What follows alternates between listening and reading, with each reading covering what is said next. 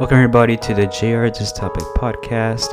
I know this is the first episode. It sounds a bit weird. I typically don't do this format. Typically my videos are more that screen format of me talking or digesting about a record like on screen. But this time I decided to sit back, do it more audio, and I'm trying to see if this formula can work for the future. Maybe if I don't have time to sit down and edit and fully record a video, maybe this could be the way for me to digest albums a bit quicker and I'll roll out videos a bit quicker than usual. But anyway, we have a brand new album to discuss. New Denzel Curry album, Melt My Eyez, See Your Future. Denzel Curry has honestly been one of my favorite new wave rappers for quite a while. I've been following him for, I would say, 3-4 years maybe. Definitely during that Taboo era, which honestly I regard and place that album as his magnum opus. It is such a fantastic record. I have the vinyl as well. But anyway, I'm just so happy to see Denzel grow as an artist, and Melt My Eyez, See Your Future definitely showcases Denzel at probably his most concentrated state. Right off the bat, Denzel exposes us to this new world of his with Melt Session number 1, featuring Robert Glasper, introducing us to this jazzy lo-fi version of Denzel Curry, which we have heard from time to time, but it is honestly really rare to see him this concentrated. Because most of the time, for example, in Taboo, he's engaged in like these rants, arguments about the rap culture that surrounds him, how he fits in a world where he's really in a constant competition with his contemporaries, how he tries to fit in without sounding corny and at the same time not sounding as the next rapper. But Denzel wanted to start out this record by giving us a bit of a glimpse of his mental state, you know, how he's feeling and how he's been dealing the past couple of years with COVID and social issues as a whole. And it also establishes the main concept of this record, which is to keep on walking despite all the issues we confront. For example, the track Walking, which is the first single for this record, when honestly I consider this one of my favorite songs of the year. I've been playing that thing non-stop. The core message was that we have to keep on walking even if we're like at our worst. Like even if, for example, we have a terrible day or we're right now like in a situation that seems unescapable, we had to keep on walking, ignore the bad stuff, and always lead to the better stuff. And honestly, part of the reason why I like this message as a whole is because right now the world is undergoing a lot of problems, a lot of changes. It's like constantly changing. There are wars that are going to be coming. There are other social issues that are coming. And aside of that, like ourselves and our mental health is definitely changing for better or the worse.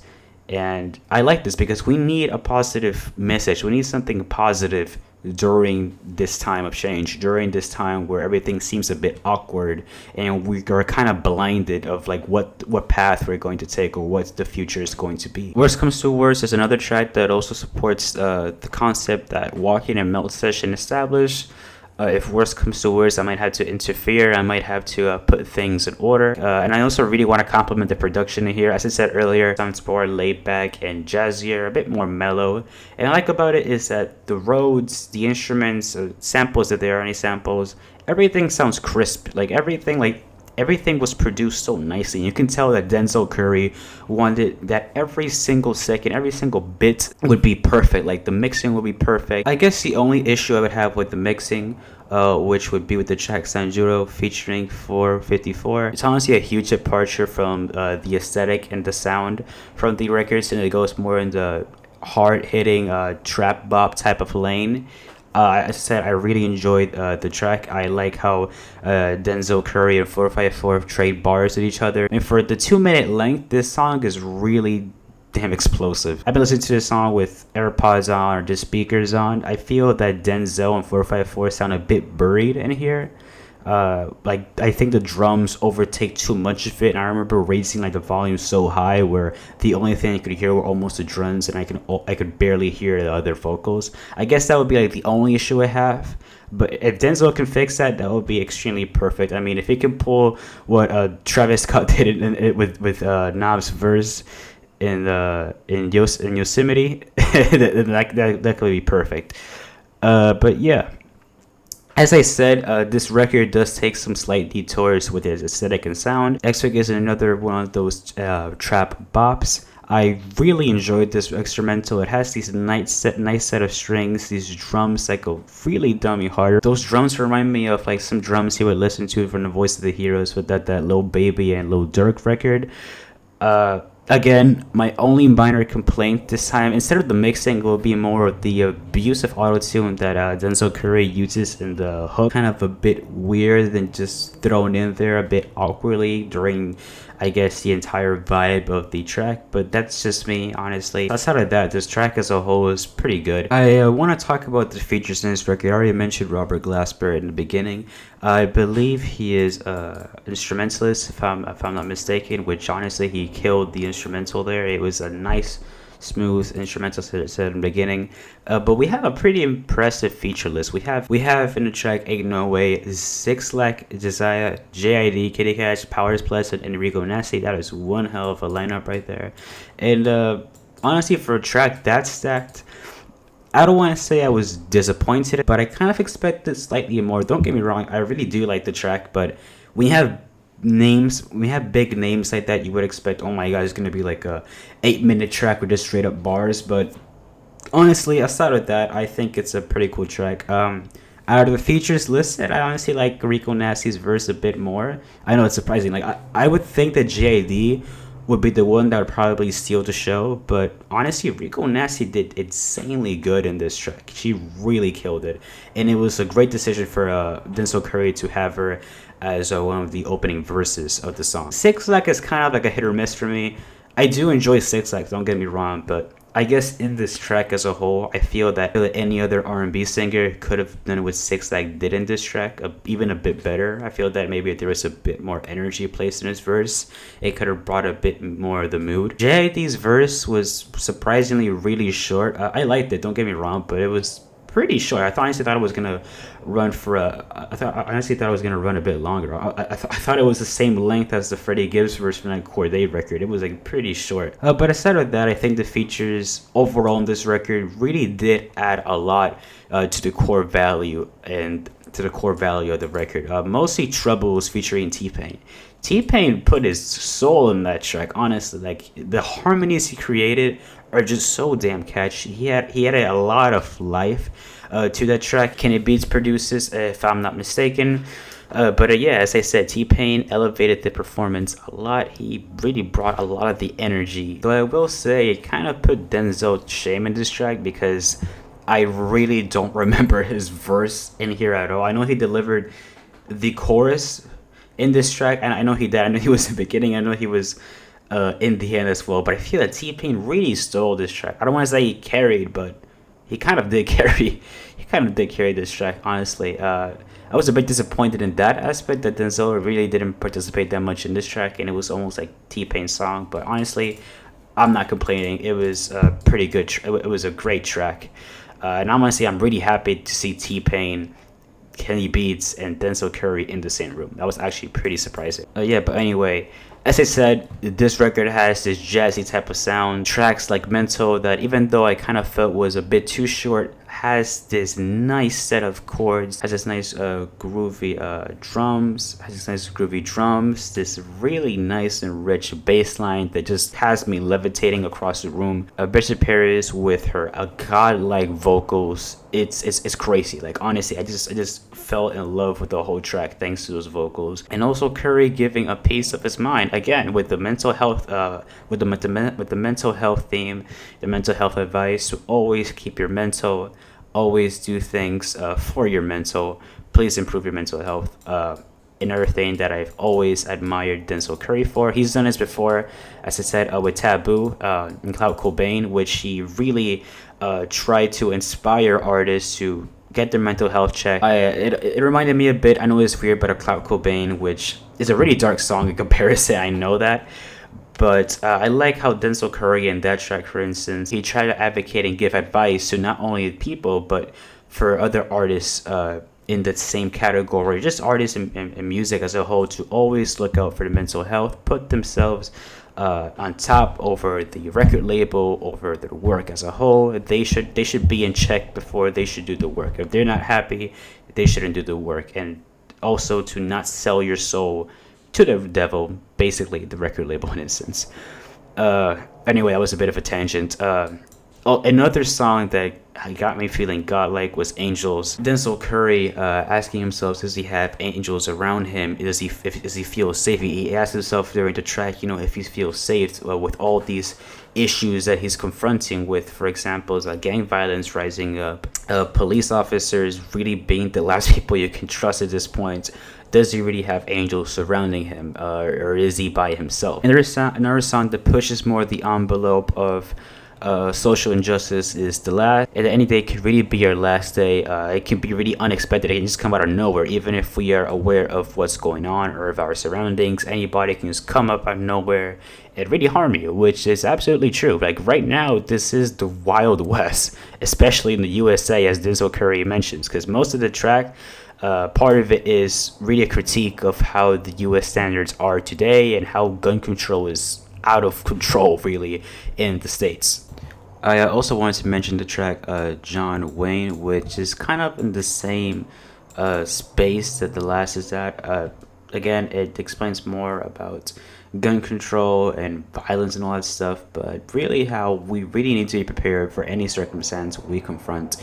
I know I've been saying this thing a gazillion times again, but I wanted to mention John Wayne since it was sort of an honorable mention that I wanted to place right there. Also, another song that contains a feature is Zeta Ichi featuring Slow Tie. You guys know how much I like Slow Tie. I even put his record Tyrone. Oh my God, did I say Tyrone? I think it's Tyrone or Tyrone, one of the name. Or maybe I'm just confusing what's another name. But you guys know how much I love that record. But honestly, him in this track, I don't know. It's a bit hit or miss for me because sometimes when I listen to the track, I kind of appreciate it, even though the vocals are like heavily distorted and you can barely tell what he's trying to say unless you look at the lyrics, which is exactly what I did. And other times I'm like, I can tolerate it. It's a bit hit or miss for me. I know some people didn't like it. They thought that the overly distorted vocals were a bit annoying and just hard to follow, which is completely fine. The Smell of Death, I'm not gonna say it's what's the potential, but Denzel definitely flexed on us in that track because it's a minute and 15 or minute and 30 seconds of a fantastic beat that sounds something that Matt lit. It sounds something that could have been in T-Pap or something, because man, that thing is a crazy jazzy beat. Denzel offers a few bars, really just for a few seconds. I wish that track could have been developed a bit further. I don't get the whole point of teasing us and not making it an entire full-length track. That's a perfect beat to make it at least 2.5 minutes or something. Like that could have been perfect for that length. I don't know what he was trying to do there. Kind of a bit of a wasted beat in my opinion. Really, really nice beat, honestly. It really surprised me. In the Ills, which is the closing track for this record, honestly, a great outro. I know that people are gonna call me out for this, and it's like, no, it's not chill hop or whatever, but the beat just gives me a bit of nostalgia because for me, I've always been a fan of listening to playlists that contain chill hop beats, whether it's from the chill hop music channel or other chill hop channels in general. But it reminds me of a chill hop beat because just the piano chops or just the entire vibe, as well as how the drums are played, it reminds me of that, of just chilling, studying, I don't know, doing something, working with your computer or whatever, and just listening to some warm piano, chopped up, soulful beats. It reminds me of that. Basically, Denzel Curry wraps up this album by giving us a bit of a rundown, a bit of a summary of what this album was about. As I said, you gotta keep walking when you're confronted by life's biggest problems or biggest moments as a whole, and you gotta get through the ills. I like how he uses the ills as a metaphor as our problems. As I said, honestly, really enjoy what Denzel tried to put out in that song as well. I love the production. But anyway, overall, Melt My Eyes, See Your Future, it's a great contribution to Denzel's discography. Denzel is just adding more and more things to his discography. Right now, he has at least 5 or 6 classics at his disposal. I'm saying it right off the bat. This guy has such talent, and I cannot wait for the future for this guy. I mean, literally, the decade is just literally starting for Denzel, and he's already putting out records like this. Imagine what Denzel's next record will sound like. Like, this is just insane and crazy. And honestly, I don't mind Denzel taking a detour from his rough, rigid, aggressive Denzel phase, like as I said, taboo, or as a taboo Denzel Curry, where he's extremely aggressive and like metal and hardcore. I don't mind that. Even though I love and adore that phase from Denzel, I don't mind him going for a more introspective look and tries to give us advice by sounding calm as well. I really do not mind that at all. And I honestly love this record a lot. I highly recommend everybody to listen to this record, even if you're new to Denzel's music.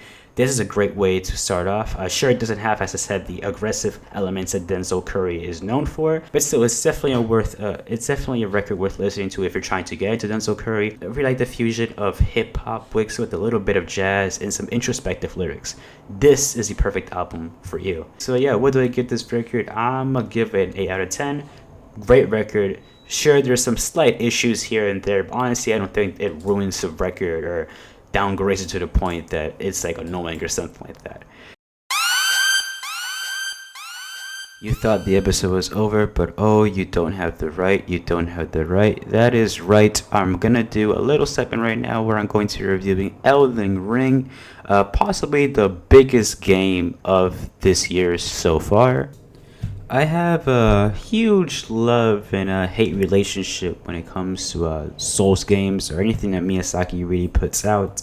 I freaking admire the games because the world that Miyazaki builds are so rich and textured. The depth, the levels that he creates, like everything, it's just so much put into detail. It is so damn creative. Like, how did this guy get so many ideas and how can he craft it so damn perfectly? Like, honestly, this guy is a wizard. Is a grand wizard or something. Like, this guy knows how to construct levels properly without making it look like odd or something like that. Actually, upon coincidence, I was actually playing a lot of From Software games recently. I passed Demon Souls last year. I beat Dark Souls this year, Sekiro as well, and now Elden Ring completing. Yeah, so I beat 4 From Software games. Honestly, I gotta pat myself for them back because that was one of the hardest things I've ever done in my freaking life. Those games kicked my ass. It destroyed my ass. But anyway, going back to Elden Ring, I remember playing the network test beta because I submitted to get into this because honestly, after playing Demon Souls last year, I was freaking blown away, and I was like, I really need to get into this. I know the ring is going to be extremely massive, and I just really need to hop on the hype train. Honestly, it looks freaking incredible. And so I did. I was actually selected. I almost missed out the opportunity. Actually, the same day where the servers were open, I remember looking at my spam folder. So I was like checking, like, you know, if they respond to me or whatever, they just ditch me. And I saw like in freaking, I don't know why, but I learned that in freaking spam, I got the email. And I was so pissed off. I was like, why did Gmail did this? But anyway, I saw it. And I literally like followed these like test servers like if they were like a day-to-day job. Like honestly, like I was that like into it. Like I remember waking up once like at 5 or I don't think 5. I think it was like 6, 7 a.m. to play the game. Like I was like the service. Like I think it was around for like 3 or 4 hours. Like I was just in that zone. I remember playing like 8 hours in total. The world was big. I was freaking blown away. And I think they only showcased the first region of the game. I don't know if it was Leo near the lakes. No, Leonia isn't the first region, is it? I don't remember the map, honestly. I beat the game. I have like 71 hours in the game. I still don't remember the region's name. It's crazy.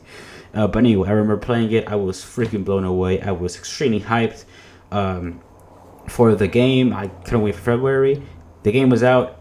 Absolutely love it. Honestly, I'm just blown away. I'm blown away that FromSoft and Miyazaki, that he partnered up with George R. R. Martin. I think he's the guy who made the Game of Thrones books, if I'm not mistaken. These guys partnered up and they made one hell of a game. I like how the narrative fits so nicely into this. I know that Souls games aren't that narrative heavy. I mean, they do have a narrative, don't get me wrong. I mean, they are rich when it comes to lore and learning the background behind what's going on, the world where you explore or the enemies that you fight, NPCs. I know there's a lore behind it. Definitely there is one. It's really interesting to read, to analyze and stuff. But they don't really give you like they don't really give you like a storyline where it's like, oh, you have to go to this objective immediately or something like that. It's not like other games where they give you a clear objective and you have to go through there. Really, in these games, it's up to you of which path you want to take. Because I mean, for example, in Dark Souls, it's up to you if you want to go in this area, if you want to go to a later end game area. It's up to you. And the same thing can apply for Elden Ring. I mean, you really have the map for yourself. The game isn't telling you can't go here.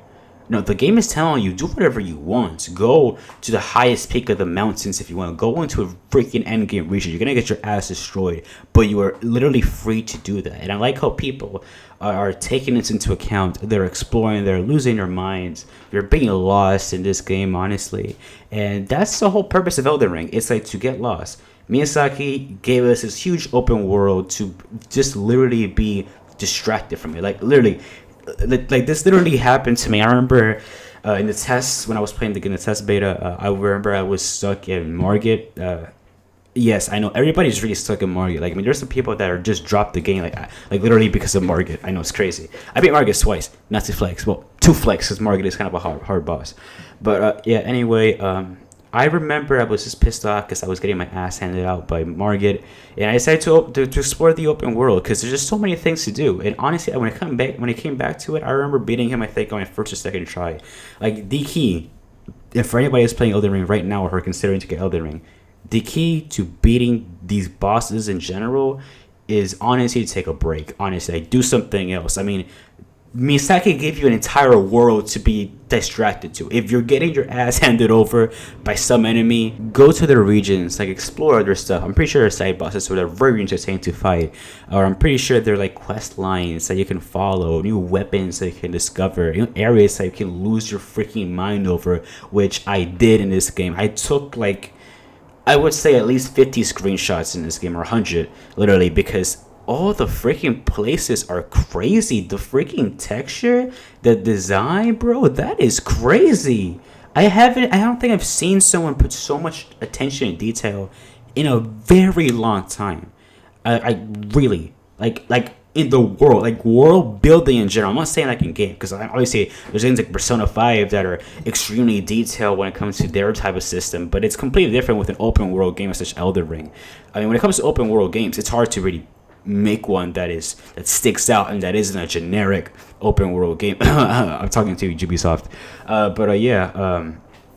Anyway, getting back to Elden Ring, I like how the UI interface is not clunky. It's not like they're freaking giving you an objective task that just distracts you.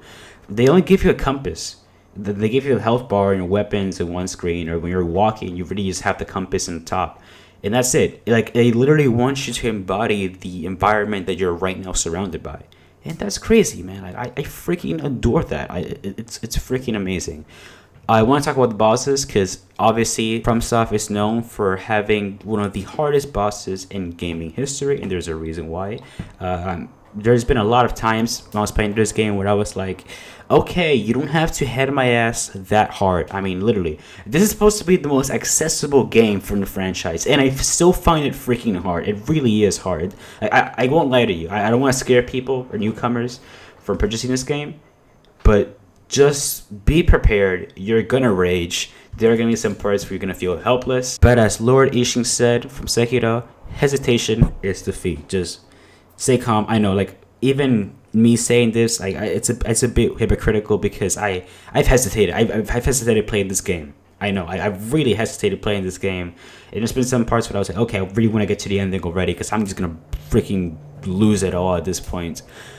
Yeah, honestly, enjoy this game. Like, this is a game that you shouldn't take it. Well, I mean, you should take it seriously. I was gonna say you shouldn't take it too seriously, but don't take it to the point that it's like, if you can't beat this boss, you're gonna kill yourself. We're all in the same slump. We're literally all in the same boat. I remember being stuck in some bosses. I remember being stuck in one boss in Sekiro for like 4 days. I think it was the final boss. I'm not spoiling anything. But yeah, I remember being stuck in that guy for 4 days. Some people drop the game before that final boss and never play it again, or they play it again and they beat the game. But I think what I want to communicate, the message I want to communicate is don't get too scared. Yes, this game is hard. I'm not gonna deny that this game is really hard. And online, I mean, there are some I guess ways to make it easier for newcomers. Which honestly, look, some Souls elitist people see it like don't see it. Some Souls elitist people look at this as, oh my god, you're cheating or you're cheating yourself from the experience. Like, no, you're not. Just if you want to take it that way, do it. It's not gonna ruin the experience. As long as you're having fun, that's all that matters. Do not take these elitist Souls guys for granted. Ignore them. They're just trying to be cocky and trying to act it because they've played the games for like a gazillion times. Of course, they're gonna know everything because these guys are just like the saltiest gamers of all time. Just play at your own pace. Don't feel rushed or don't feel pressured by other people who are telling you how to play the game. Play the game on your own accord. But yeah, also one final thing before I wrap up this video podcast episode and this mini review is that the Berserk references in here are honestly crazy. I mean, the Fantasia tree that is literally right in the middle and you cannot escape it. You could be in the freaking mountaintops or whatever region you are and you're still gonna see that tree most likely.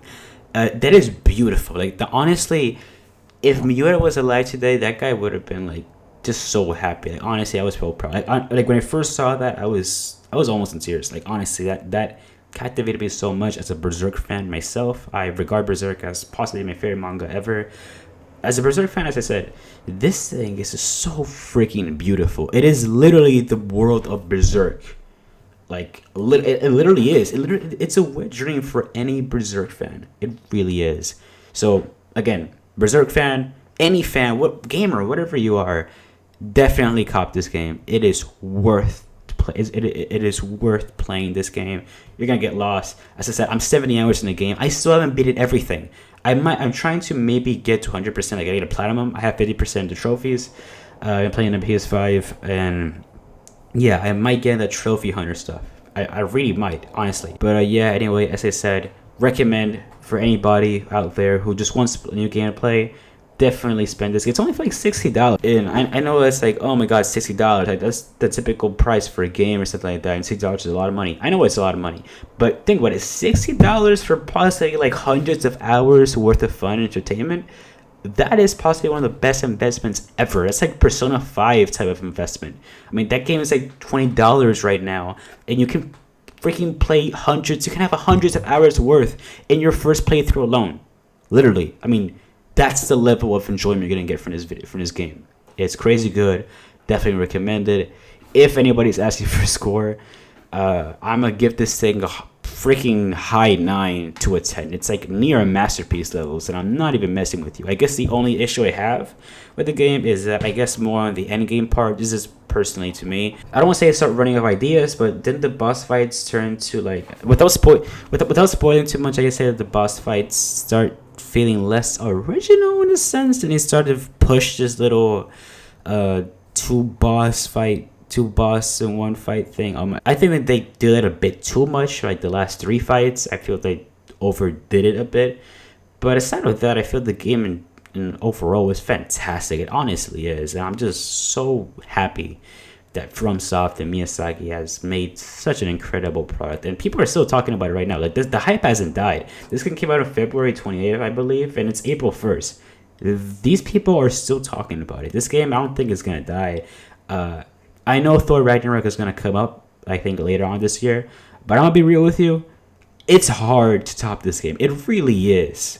Like, Thor Ragnarok has to pull up like some Last of Us Part 1 type of story to really top or get at the same level as this game. Right now, Game of the Year, Elden Ring sweeps. Ratio plus L plus Maidenless plus You Got No Maidens. Peace out, everybody. Thank you so much for tuning in to the podcast. As I said, first episode. Let's see how it goes. Honestly, kind of enjoying this format. Easier for me, as I said, to edit. Easier for me to put together. But anyway, let me know in the comments down below. What did you think about the Denzel Curry album? What did you think about Elden Ring? Let me know in the comments down below. I am always looking at them. Leave a like if you enjoyed this episode. Please subscribe to notification bells on so you can get more content like this. And yeah, peace out, everybody. Stay safe from COVID.